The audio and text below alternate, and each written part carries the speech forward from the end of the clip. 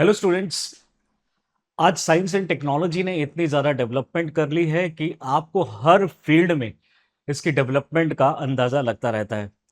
Definitely हम बात कर रहे हैं आज की जो आईओटी है, internet of things, artificial intelligence, augmented reality, virtual reality, deep fakes और ऐसी टेक्नोलॉजीज जो हमारे लिए बहुत ही ज़्यादा कामगर और बहुत ही ज़्यादा हेल्पफुल साबित होती हैं।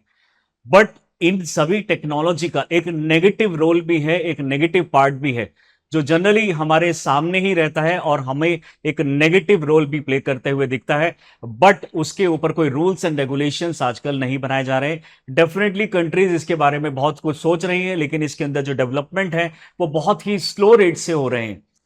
डेफिनेटली आज जरूरत है इस सब टेक्नोलॉजीज के ऊपर में rules and regulations, proper laws और प्रॉपरली इसके ऊपर कमिटमेंट की जाए कि हम इस तरह की जो टेक्नोलॉजीज हैं उसको एक राइट वे में, एक पॉजिटिव वे में यूज करेंगे।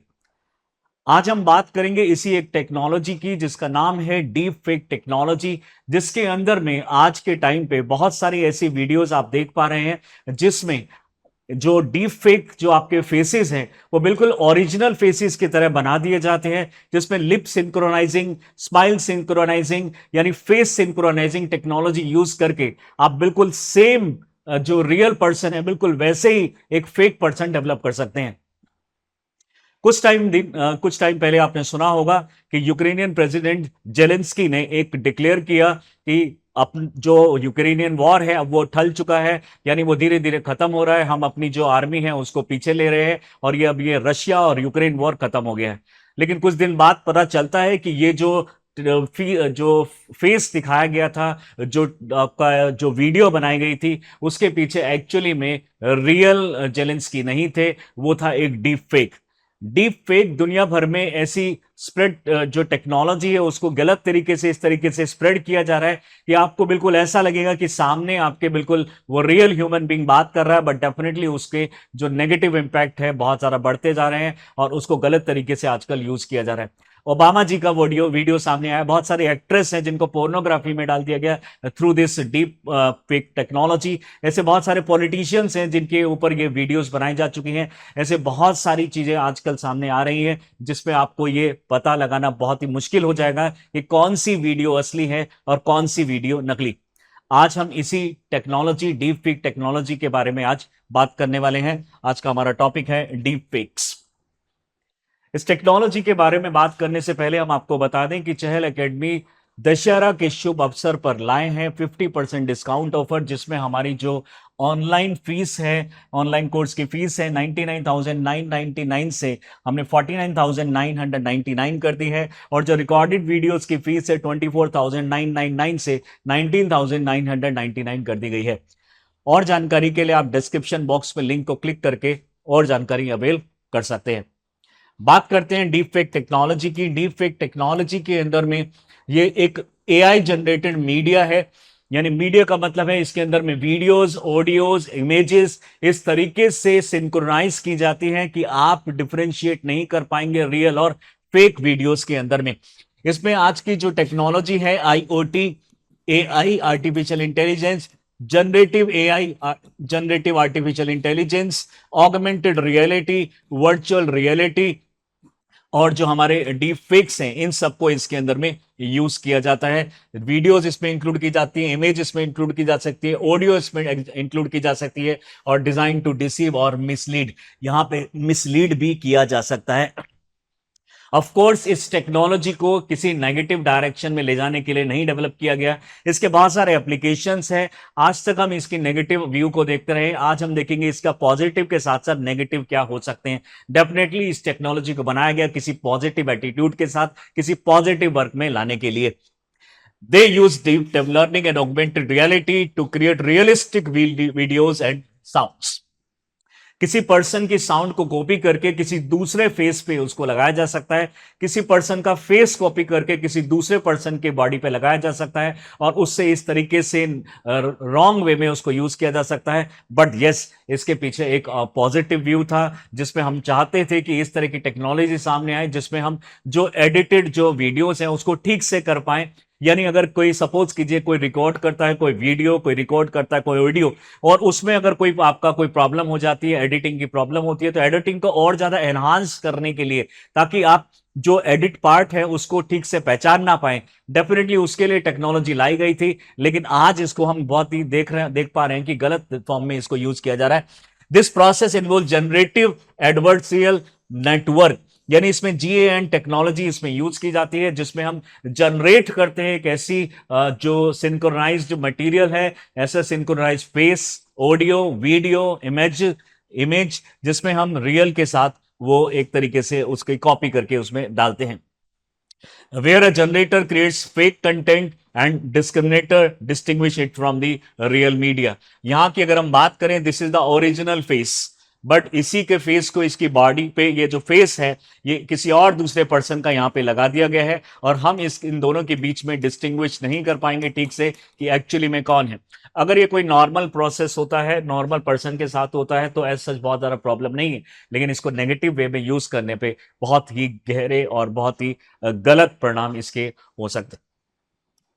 Creating deep fake require large amount of data. Definitely हमें जो डीप फेक है वो डीप वेब से, और जो डार्क वेब है उसमें बहुत ज्यादा इसको यूज किया जाता है।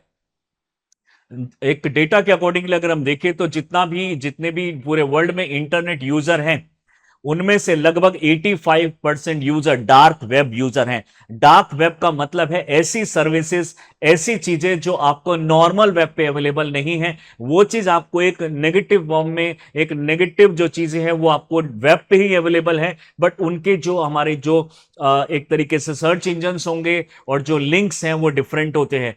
यानी हमारे जो 100% यूजर्स में से 85% इंटरनेट को गलत तरीके से यूज करते हैं, जिसमें चाइल्ड पोर्नोग्राफी इंक्लूडेड है, मर्डर रेप के वीडियोस इंक्लूडेड है, स्मगलिंग इंक्लूडेड है, डायमंड मर्चेंट जो स्मगलिंग करके लेकर आते हैं, स्टोलन कार्ड, चोरी करी हुई कार्ड्स, चोरी करे हुए मटेरियल्स, कस्टम्स के मटेरियल्स, इन सबको लिकर, अल्कोहल, इस तरह के ड्रग्स, एडिक्शन वाले ड्रग्स, इन सब को खरीदा बेचा जा सकता है हमारे डार्क वेब पे।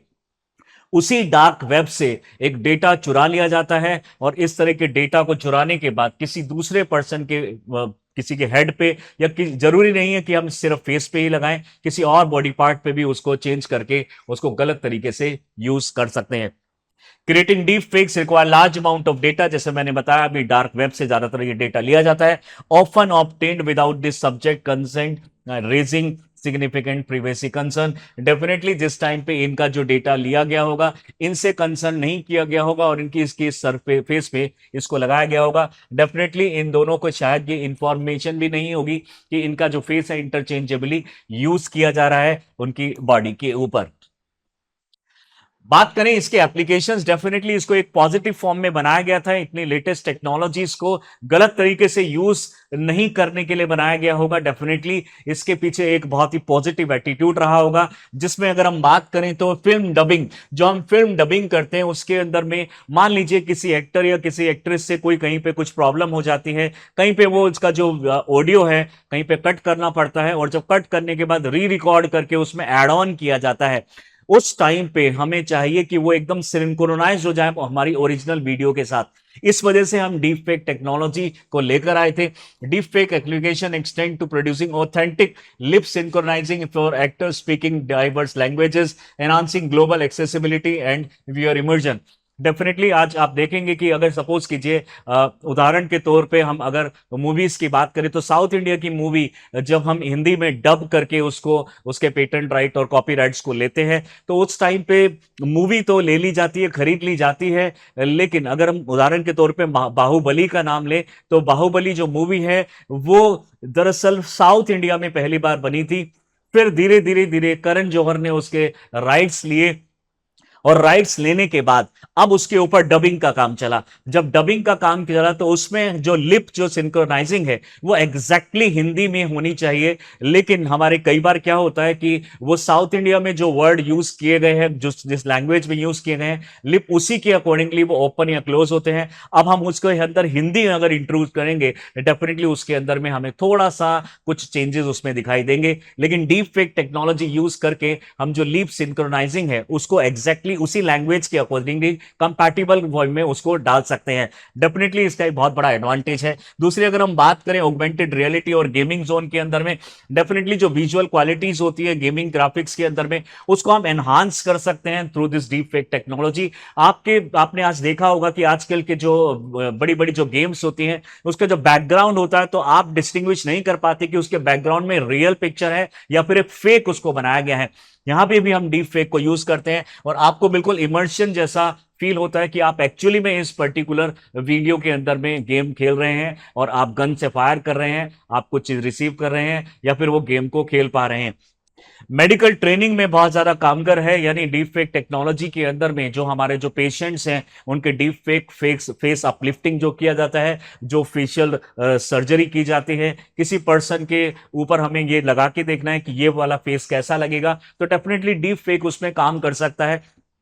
कई बार बॉडी के पार्ट्स कुछ इस तरीके से इंजर्ड हो जाते हैं कि हमें रिमूव करने की जरूरत पड़ती है, उसके ऊपर plastic surgery, reconstructive surgery, nose uplifting करनी पड़ती है, रीनोप्लास्टी करनी पड़ती है, लिपोसेक्शन करना पड़ता है। तो इन सभी टेक्नोलॉजीज के अंदर में जब प्लास्टिक सर्जन के सामने एक बहुत बड़ा चैलेंज होता है कि हमें जो ओरिजिनल जो फोटो है, ओरिजिनल जो उसका स्ट्रक्चर है बॉडी का, बिल्कुल वैसे ही उसको बनाया जाए, लेकिन अभी उसका जो फेस है, उसका जो बॉडी है, वो स्ट्रक्चर बिगड़ चुका है। तो पुरानी फोटोज और पुरानी उसको देख के हम डीप फेक टेक्नोलॉजी के थ्रू एग्जैक्ट प्लास्टिक सर्जरी वहां पे की जा सकती है। डेफिनेटली एक बहुत बड़ा इसका पॉजिटिव एस्पेक्ट है। मेडिकल ट्रेनिंग में ये काफी काम करेगा। Deep fakes find application in medical training, generating realistic virtual patients and simulating medical procedure for effective training scenario. यानी आपके सामने बिल्कुल एक ऐसा लगेगा कि जैसे आपके सामने पेशेंट है और आप उसके ऊपर ये ट्रेनिंग और ये सारी चीजें भी कर सकते हैं by using this deep fake technology. उदाहरण के तौर पे इस तरीके से फिल्म टेक्नोलॉजी और जो आपकी फिल्म डबिंग है उसमें आजकल ऐसा कुछ यूज किया जा रहा है। आजकल सर्जरीज में हम आर्टिफिशियल इंटेलिजेंस और जनरेटिव एआई और इन सबको यूज करके डीप फेक्स बनाया जा सकता है, और जो सर्जन्स हैं और जो आपके डॉक्टर्स हैं वो एक रियल पेशेंट के सामने, एक उनको ऐसा लगेगा कि रियल पेशेंट के साथ में वो सर्जरी कर रहे हैं, और इस तरीके से हम यहाँ पे इसका एडवांसमेंट और एप्लीकेशन ले सकते हैं। बात करें डिजिटल रिकंस्ट्रक्शन की, मान लीजिए कि आपका कोई ओल्ड फोटो है, कोई वीडियो है जो अभी ब्लर हो चुका है या फिर कहीं से डेटा लॉस्ट हो चुका है, तो हम डीप फेक टेक्नोलॉजी के थ्रू वैसा ही डेटा वहां पे प्रोजेक्ट कर सकते हैं। और आपको उदाहरण के तौर पे एक और अगर एग्जांपल लें तो आपने आजकल वीडियोस में देखा होगा कि किस तरीके से जो पेशेंट है या फिर जो फोटोज हैं, सपोज कर लीजिए फोटोज के अंदर में कोई पर्सन अगर मिसिंग है तो हम बाहर से उस पर्सन की फोटो को आपकी इस वाली फोटो के अंदर में डाल देते हैं और एक विजुअल इफेक्ट भी उसके अंदर में डाल सकते हैं। डेफिनेटली एक अच्छा इंपैक्ट पड़ता है इसके ऊपर। आपकी जो फोटोज है, जो लोग आपके मिसिंग है, जो आपके जो लविंग जो पर्सन है वो मिसिंग है, आप उसको उनकी वीडियोस को आपके साथ में वीडियो को अटैच कर सकते हैं। एक बहुत अच्छा एस्पेक्ट है, बट इसको एक नेगेटिव फॉर्म में भी यूज किया जा सकता है।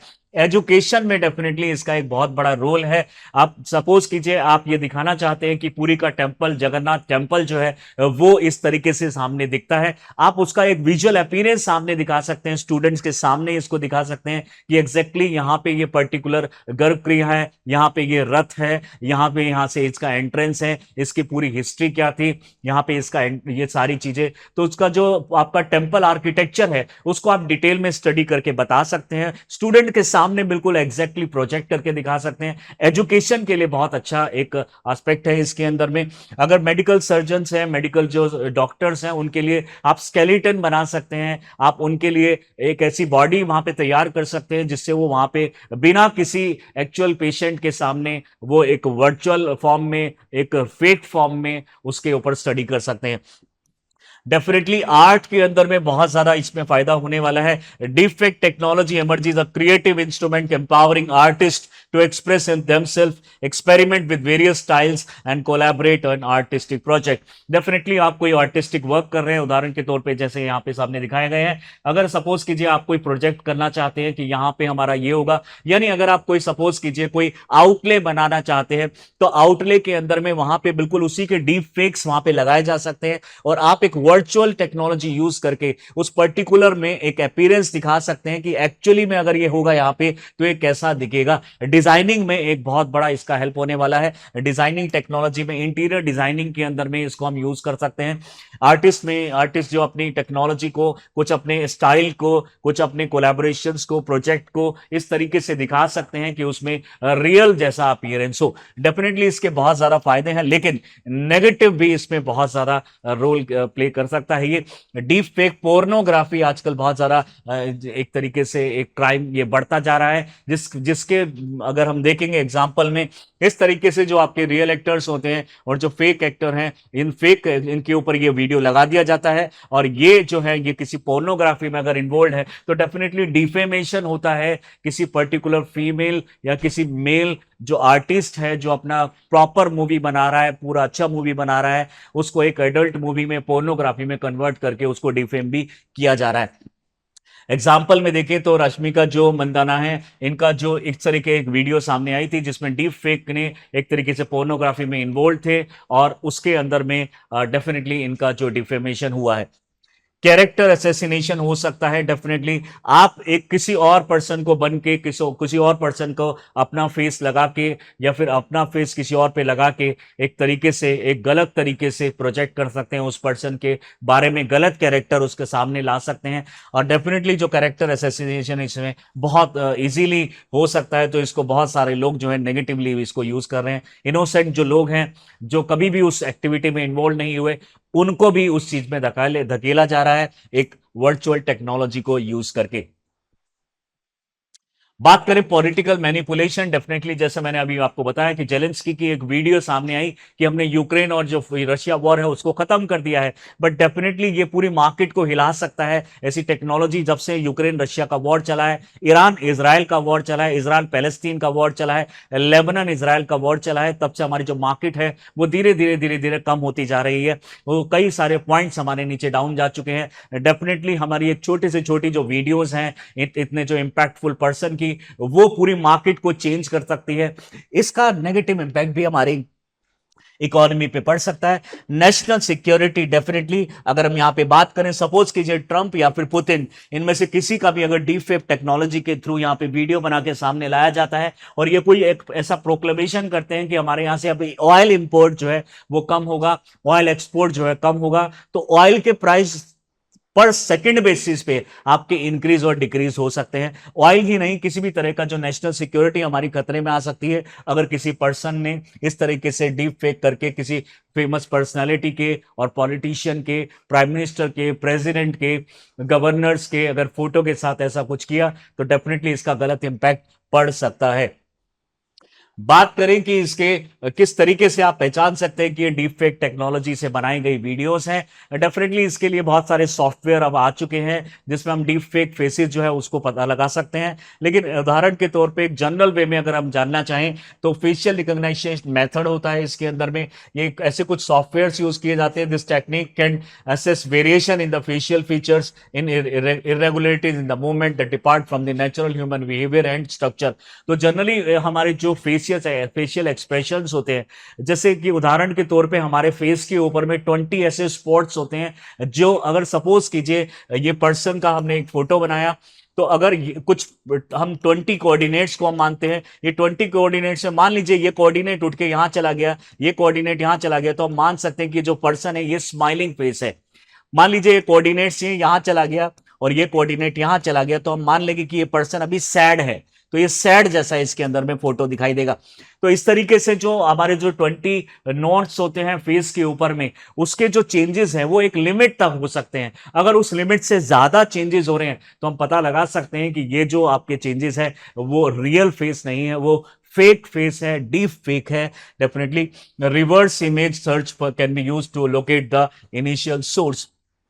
यानी हम जैसे सपोज कीजिए कि डीप फेक बनाया गया है, तो कहीं ना कहीं से वो फोटो पिक किया गया होगा, कट किया गया होगा, पेस्ट किया गया होगा, तो वो कहां से, कौन कौन से उसके सोर्सेज है जहां से वो लिया गया, तो बैकवर्ड डायरेक्शन में अगर हम जाए तो हमें पता लग सकता है कि वो जो वीडियो या फिर जो ऑडियो या फिर जो आपका इमेज है वो कहां से आया था।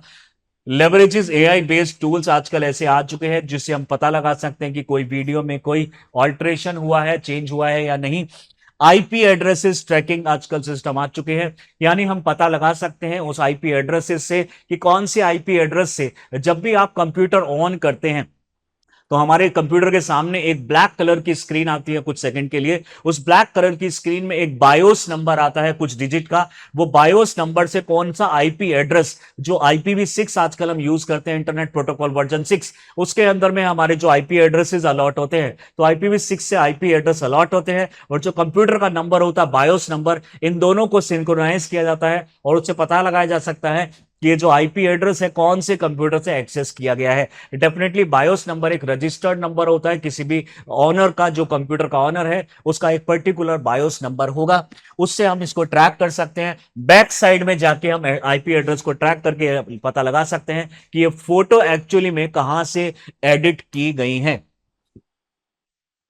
बात करें क्या इससे कोई रिलेटेड कोई लीगल फ्रेमवर्क्स बनाए गए हैं? जी हां, बहुत सारी कंट्रीज ने एआई से रिलेटेड, डीप फेक से रिलेटेड बहुत सारी जो टेक्नोलॉजी से रिलेटेड फ्रेमवर्क्स लेकर आए हैं, रूल्स एंड रेगुलेशंस लेकर आए हैं। पहले अगर हम बात करें legal framework act, IT act 2000 की अगर हम बात करें, तो इंडिया के में सेक्शन 66, 66E, 67, 67A ये ऑफर करते हैं provision applicable to specific aspect of deep fake. अगर हो रहा है तो आप उसके अंडर में इसको केस फाइल कर सकते हैं, including defamation and the dissemination of the explicit material. किसी मटेरियल को, किसी चीज को गलत तरीके से दिखाया गया है या फिर किसी तरीके से फेस को गलत तरीके से दिखाया गया है, तो आप इस आईटी एक्ट 2000 के अंदर में सेक्शन 66C, 66E, 67, 67A के अंदर में एक केस फाइल कर सकते हैं।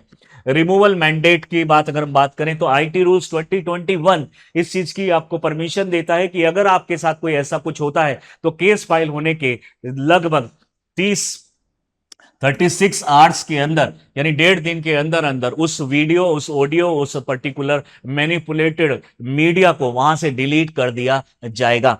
बात करें कॉपीराइट प्रोटेक्शन की, इंडियन कॉपीराइट प्रोटेक्शन 1956 जो सॉरी 57 ये जो है आपका ये जो कॉपीराइट एक्ट ये आपको देता है, जिसमें आपको क्रिएटिव वर्क्स के ऊपर encompassing film, music, other forms of artistic expression, अगर आपकी कोई भी कॉपी करता है तो आप उसके अगेंस्ट इस एक्ट के अंदर में फाइल कर सकते हैं कोई भी केस।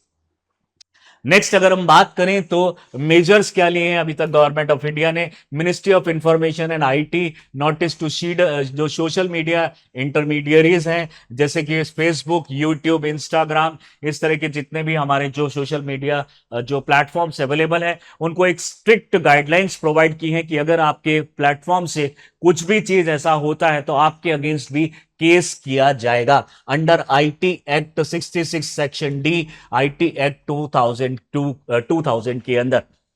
वहीं पे अगर हम बात करें ग्लोबल कोलैबोरेशन के अंदर में, डेफिनेटली ग्लोबल कोलैबोरेशंस इसके अंदर में बहुत सारी कंट्रीज आपस में कर रही हैं। इंडिया भी काफी सारे कोलैबोरेशन दूसरी कंट्रीज के साथ कर रहा है। ऐसा ही कोलैबोरेशन हमने ब्रिटेन के साथ किया है ब्लेचेस्ले डिक्लेरेशन के अंदर में, जो कि इंग्लैंड में, ब्रिटेन के साथ में है। ब्रिटेन इसमें इंक्लूड है, यूएस इसमें इंक्लूड है, इंडिया इसमें इंक्लूड है और यूरोपियन यूनियन के 27 कंट्रीज इसके अंदर में इन्वॉल्व है। एक बहुत बड़ा ग्रुप बनाया गया है, स्पेशली 28 कंट्रीज इसमें डायरेक्टली इंक्लूड है, बाकी इसमें इंडिया और दूसरी जो यूरोपियन यूनियन कंट्रीज है वो इसके अंदर इन्वॉल्व है। स्पेशली ये जो ग्रुप बनाया गया है एआई, आर्टिफिशियल इंटेलिजेंस से रिलेटेड जो रूल्स एंड रेगुलेशंस को फ्रेम करने के लिए ग्रुप बनाया गया है ताकि इसका गलत तरीके से यूज ना हो पाए। डेफिनेटली टेक्नोलॉजी को किसी पॉजिटिव सेंस में बनाया गया था, लेकिन जो भी आजकल इसमें जो नेगेटिव होगा उसके लिए प्रॉपरली रूल्स एंड रेगुलेशंस इन कंट्री में फॉलो किए जाएंगे। कंक्लूजन की अगर हम बात करें, the swift progress in deep fake technology demand proactive actions to tackle the issue link to its misuse. Definitely जो इसका अगर मिसयूज करता है तो एक प्रॉपर स्ट्रिक्ट हमें इसके अंदर में टेक्नोलॉजीज भी लानी चाहिए, इसके रूल्स एंड रेगुलेशंस भी लाने चाहिए। It is essential to enhance individual responsibility by promoting media literacy. हम मीडिया लिटरेसी पे भी हमें वर्क करना चाहिए, पब्लिक अवेयरनेस के ऊपर हमें वर्क करना चाहिए।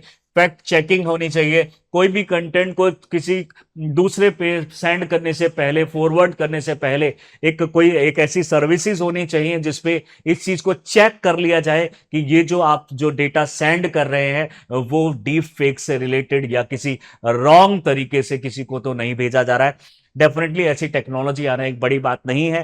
कंट्रीज जो है, अलग अलग जो कंपनीज हैं, कंट्रीज हैं, ये अपने अपने लेवल पे ऐसी टेक्नोलॉजीज को डेवलप कर रही है। जैसे गूगल का फिल्टरेशन होता है, अगर गूगल पे आप कोई भी चीज गलत सर्च करेंगे तो गूगल के फिल्टर टेक्नोलॉजी जो होती है उसको फिल्टर कर लेती है। उदाहरण के तौर पे आपने कोई ऐसी चीज अगर सर्च करी है, लाइक चाइल्ड पोर्नोग्राफी से रिलेटेड कुछ डेटा सर्च किया है, ड्रग फॉर एडिक्शन आपने अगर सर्च किया है, स्मगलिंग का कोई चीजें, टेररिज्म से रिलेटेड बॉम्ब्स बनाने का तरीका, अगर ऐसी चीजें आपने गूगल पे सर्च करी है तो गूगल को एकदम पता लग जाता है। और अगर रिपीटेटिव ये चीज सर्च करी है तो फिर वो जो हमारी जो एजेंसीज हैं वो आपको ढूंढते हुए आज आप तक पहुंच सकती हैं। डेफिनेटली ये सारी टेक्नोलॉजीज लानी बहुत ज्यादा जरूरी है इन सभी मीडिया के अंदर।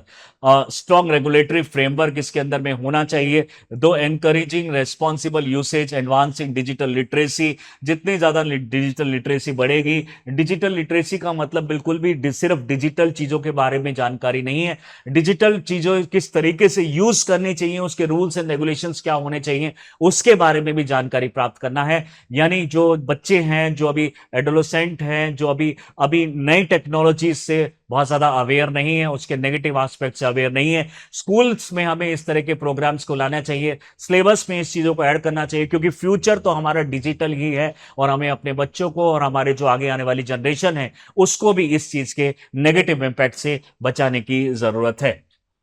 इस तरह की टेक्नोलॉजीज हमारे लिए बहुत ही ज़्यादा पॉजिटिव होती हैं, बहुत ही हमारा काम को एफिशिएंटली कर सकती हैं, हमारे जो काम है उसके अंदर में टाइम कंजम्पशन जो है वो कम कर सकती हैं। बट डेफिनेटली इसके नेगेटिव एस्पेक्ट को अगर हम देखेंगे तो वो भी बहुत ज़्यादा डिवास्टेटिंग हो सकते हैं। डेफिनेटली इस तरह की टेक्नोलॉजीज को हमें एक बैलेंस वे में सामने लाना चाहिए। आपको हमारे ये वीडियोस किस तरीके से लगते हैं, क्या हमें किसमें क्या चेंजेस लाने चाहिए, प्लीज इसके बारे में बताइएगा कमेंट बॉक्स में। Thank you.